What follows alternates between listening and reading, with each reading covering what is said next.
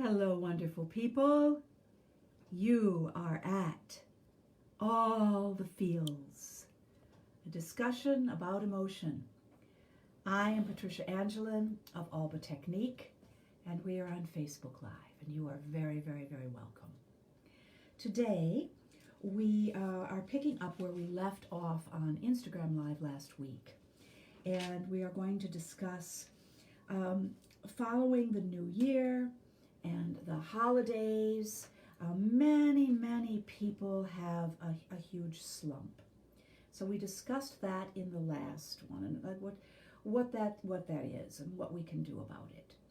In this particular time together over these next 29 minutes, so please feel free to weigh in on the chat and ask questions if you like to. We will talk about SAD, S-A-D, seasonal affective disorder. Affective, as opposed to effective, with an A, allied to the word affections. It always has to do with the emotions, always has to do with how we feel. We're affectionate. We are affected. Now, this is largely these kind of nuances are going out of the language, but it's really good for you who are with me today to have your nice left brain finger, as it were, on some of these nuances, because it's very, very helpful emotionally to be specific about what's happening within us as individuals, so that we can gradually begin to discern, what belongs to us and what belongs to somebody else. We can begin to have some emotional detachment from the emotions of others that are not our fault, that we did not produce. And these things are very, very good for our mental and emotional health.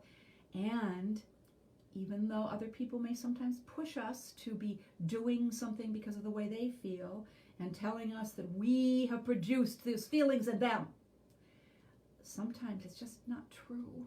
No matter how passionately they believe that, it's just simply not true.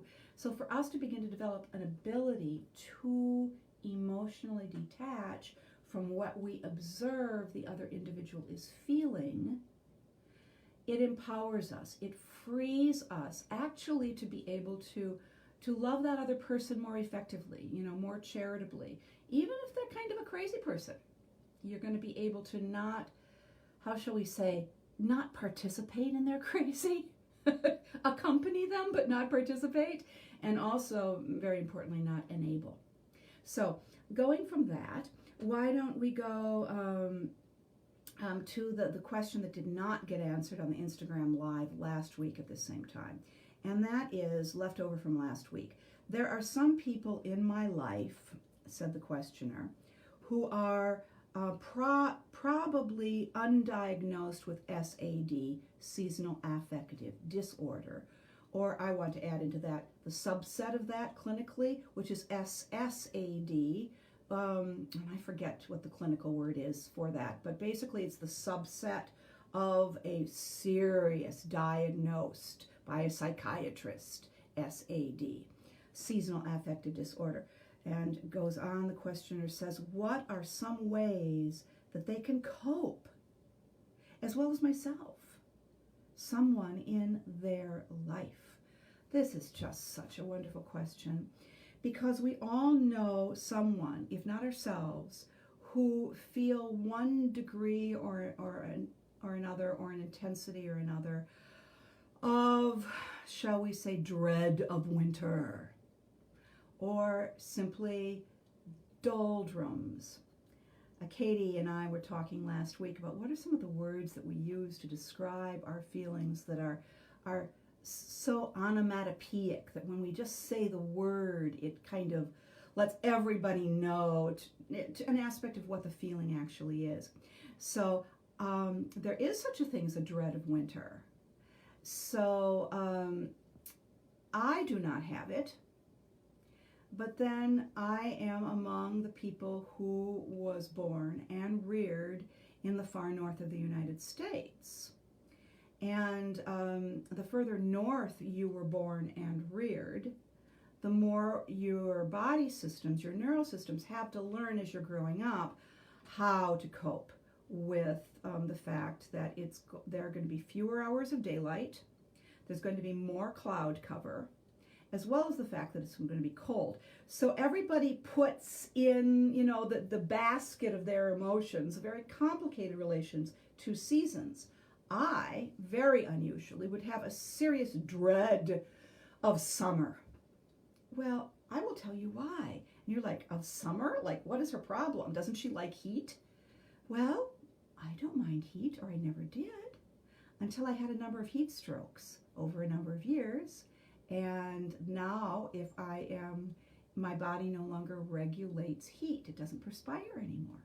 So it's very natural that because I now know that certain things are going to happen in the summertime, to me, if I don't do very definite certain things, that it could be, would be catastrophic if I don't do certain things, that would naturally give me an anxiety, or we hope not anxiety because we don't want it to continue, but an uptake of dread when I think of summer. So going back to SAD, many people would have this with winter.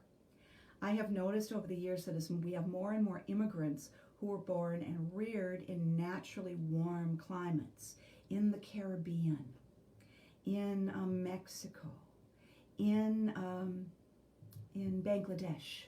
So their bodies are very used to dealing with heat. Some of them, they're used to dealing with moist heat as well. So their nerve systems, Floridians, for example. Floridians with seasonal affective disorder diagnosed as like 1%. Because does Florida have winter? Oh yeah. Is there less light? Yes. Is there more cloud cover? Yes.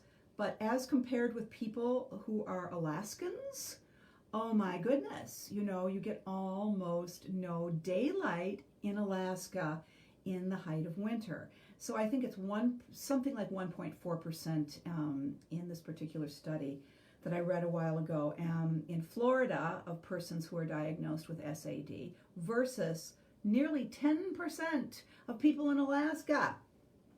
Similarly, a study was done not that long ago in the scheme of things. This SAD as a named thing in human events really only started to be studied in like 1979.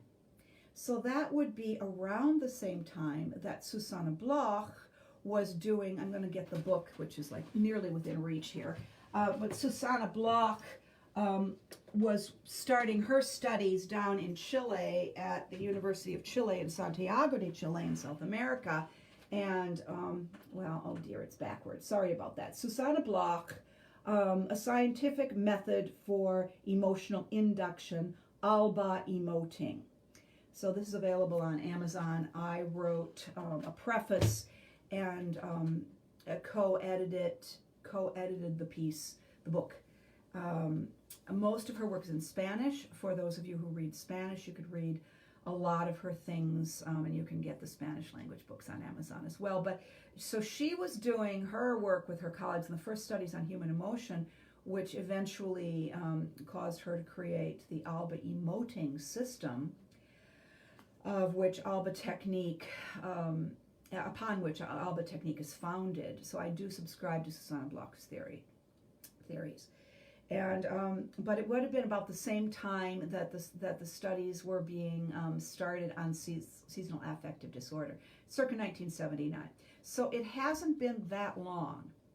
However, all of us know this has been talked about since the 6th century was the first mention of something that was really talked about like SAD. And my gosh, 6th century. This is amazing. So even though the research is new and the codification of and naming of it is new, we've always known that some people have more difficulty in the dark days than others do. Some of it we're finding maybe genetic. Surprise, right? How genetic? Well, another study was done of people in Scandinavia, Finland, I think, was the primary, but Scandinavia, and found that a high degree of the population has this. Again, I mean, we're really high degree, and the figure escapes me at the moment. But interesting enough, from the genetic standpoint, Icelanders, whom you would think, I mean, you'd think it would be basically the same genetic group as people from Norway, Sweden, Finland, Denmark maybe. They have a very low incidence. Their incidence of seasonal affective disorder in their population in Iceland is it's like the Floridians. Like, amazing, right? And the Canadians of Icelandic descent, the same thing. So there they are, all living in the far north. But if you're in Alaska and you don't have Icelandic descent, you're like 10% of the population who has this SAD.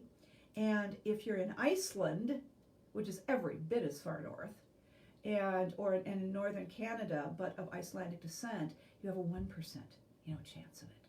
So all of this is kind of the basis. Let me see how much time. I want to make sure we hit everything. Ooh, we're doing well. So with this as a background, it has a real range. There are some of us who simply dread the season.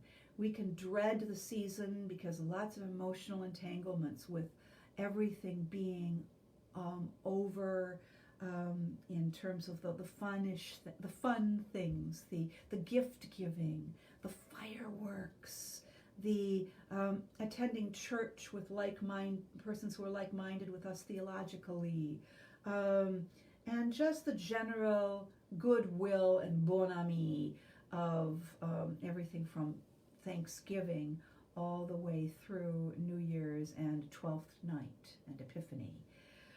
So, we talked about that last time. So now it can be a simple dread, and that doesn't mean that you have SAD. It just means that you need to look at yourself and you need to go, you know what? A pattern here. I observe that I want to sleep more in the winter, that I feel like I have less energy in the winter, that I feel like I just can't get anything done in the winter. And I have a tendency to just feel low in the winter. This is not SAD as diagnosed, because SAD as diagnosed has serious, depression that recurs with this season. So if you have that, it can be because of a lack of serotonin or serotonin uptake in the brain. And you can go to a psychiatrist and get a little bit of help with that seasonally. But let's have that said, let's see how we could tackle it with simple, normal things. Traditionally, this kind of thing has been attacked with herbs and simples. Simples being infusions made from herbs or to herbs that would be traditional. One of the traditional herbs for this kind of thing was St. John's wort, W-O-R-T. And wort means herb, simply means herb, health-giving herb, St. John's wort. And I think they named it St. John's wort because, like so many things in the past, it was foraged around the high summer feast of St. John, like June 23rd, I think, is one of the feasts of one of the feasts of St. John the Baptist. At any rate, St. John's herb. And so you have to be careful with these things that are all natural, because like any other medicine, just because it's natural doesn't mean that it's wonderful for you. Just because it might work tremendously for your best friend does not mean it will necessarily work for you. Again, we get back to lifestyles, what we're eating, how much we're exercising, blah, blah, blah, which we all know. And, I so often hear, for example, good example. I was talking with the Alba emoting expert and Alba technique teacher Ron Burton yesterday, because he's in New York. He's been in New York to do meetings and that sort of thing.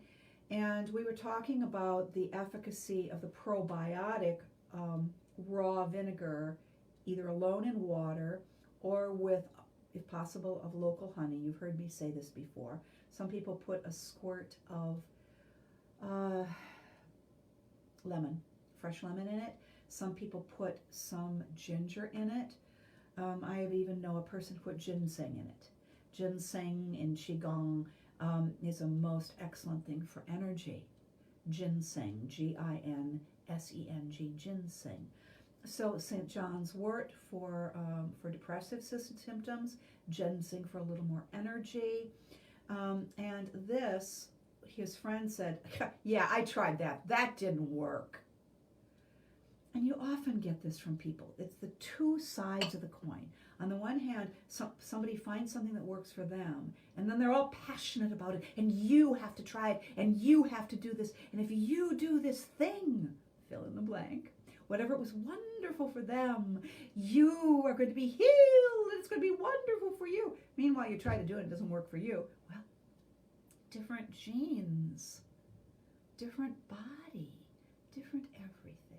Do not become discouraged, my dear friends. Do not become discouraged. What are things we can actually do? That's what we want to get to at this point. Yes, 5:16, perfect.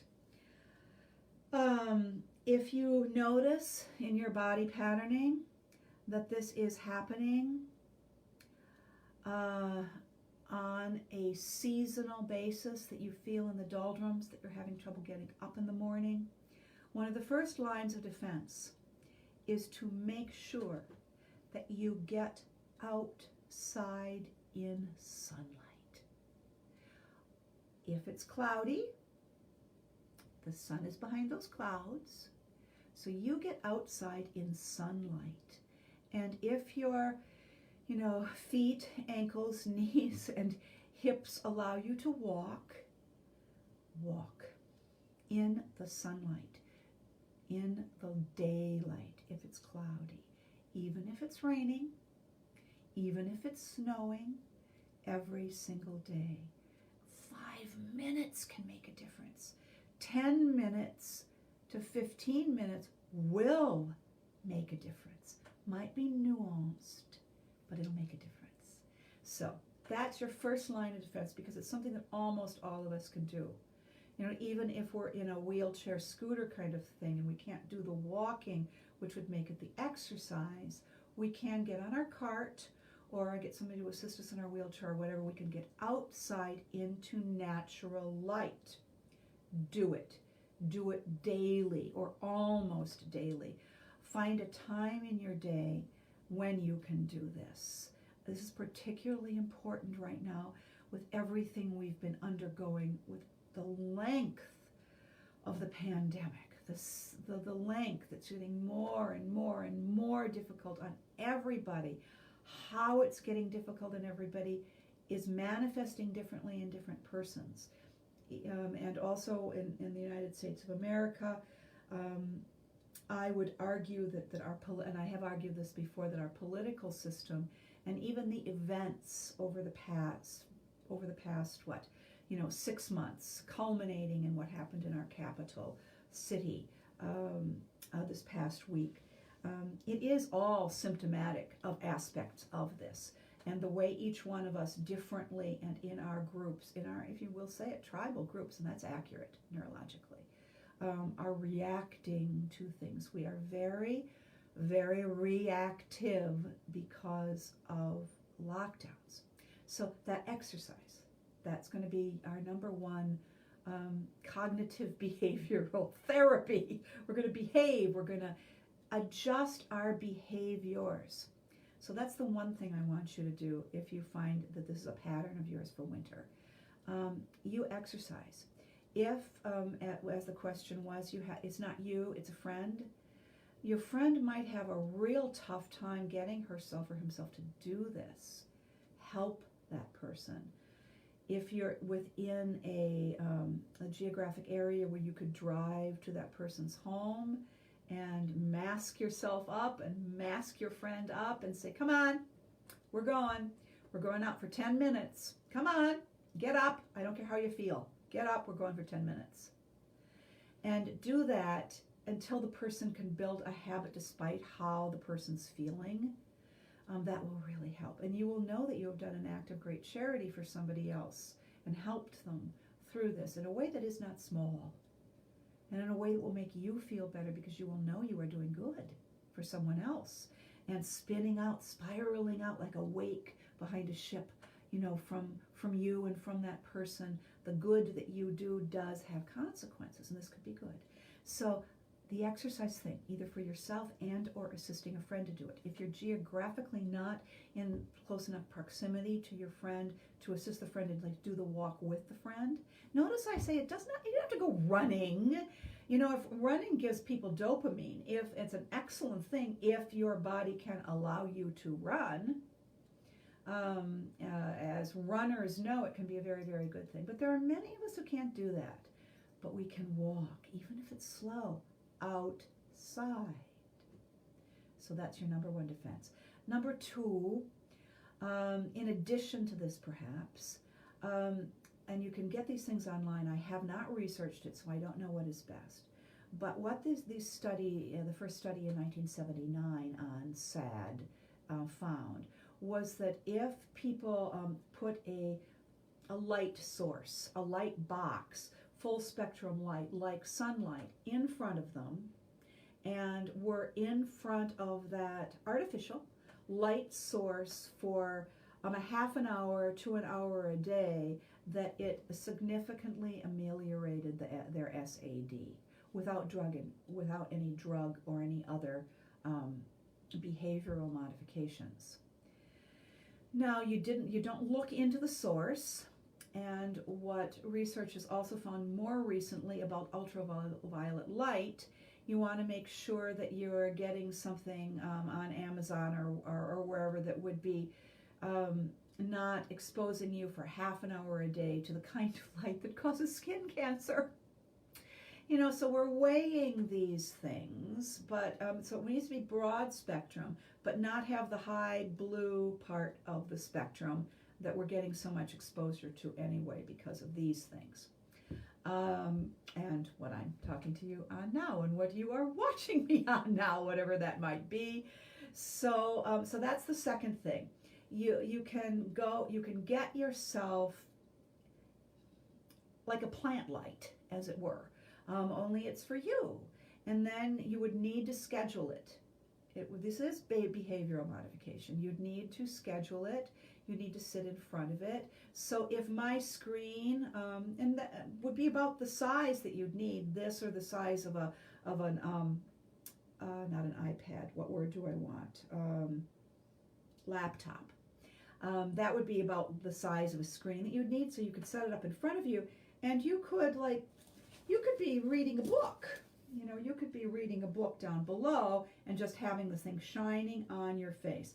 But research shows it's got to shine on, on here, and it has to come in through your eyes. So get yourself a light panel. Much more simple, and what I find effective with my own doldrums with not getting enough light is candles. Oh my goodness. Or as my sister would say, oh my Lanta. Candles are wonderful. A dear friend of mine who is Danish told me years ago that culturally, one of the things they do in the wintertime is that the mother of the house in the middle of the kitchen table has a large candle. This one is a 3-wick. It's by the rather wonderful candle company Nest, N-E-S-T. So we could say #Nest. And I have found that the Nest fragrances, I'm extremely olfactorily smell sensitive, and not only don't they bother me, but they uplift me. So you can attack it, so I guess this would be the third and the fourth way. Candles. You're getting into your eyes, you're getting the light, and you're getting the flickering, and you're getting the liveness of it. And what Joanne told me years ago was that the mother would put a candle in the middle of the kitchen table.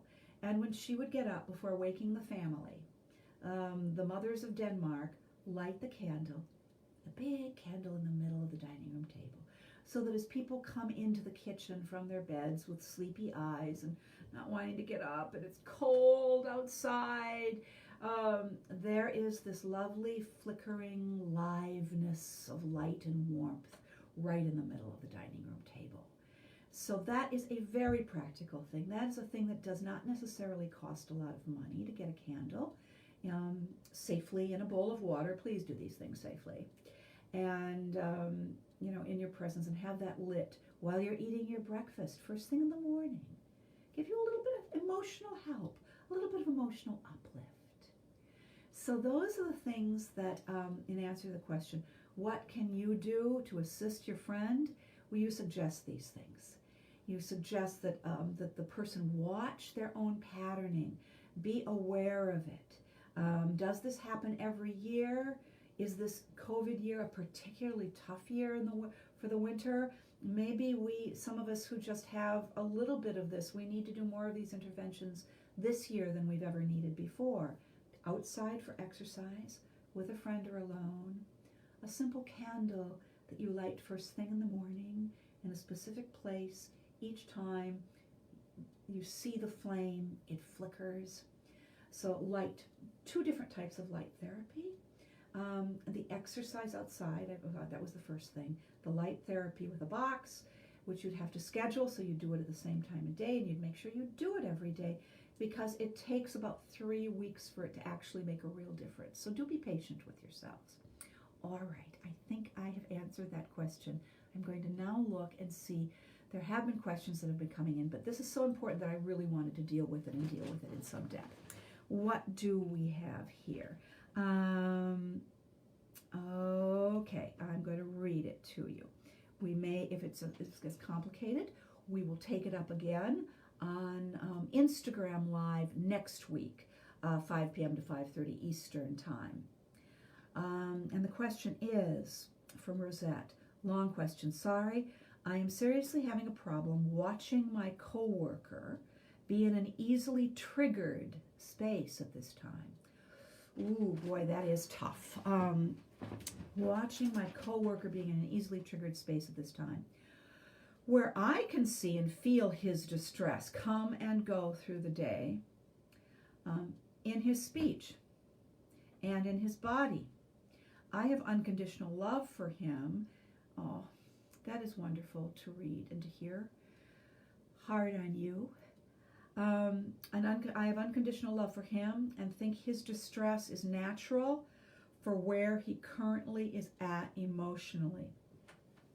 But the hardship is that I have to switch how I speak and what I speak about with him when his mind and body switches. Good observation, Rosette. You do. And some people I have heard say, well, I shouldn't have to. It's his problem. He's the one who's acting inappropriately. He's the one who's speaking inappropriately. He's the one who's using inappropriate body language. Why should I have to be the one who's adjusting to this? We are in the workplace. He has the responsibility not to make this a dangerous workplace for me. Not wrong, but how does that help? So going back to the question, which is complicated, you have to switch how you speak and what you speak about when his mind and body switches. Continuing on, responding to his trauma accordingly, but then feeling resentful that there is not much time afterwards to process the cause and effect that is happening in him and how it is affecting our work, sometimes, each day.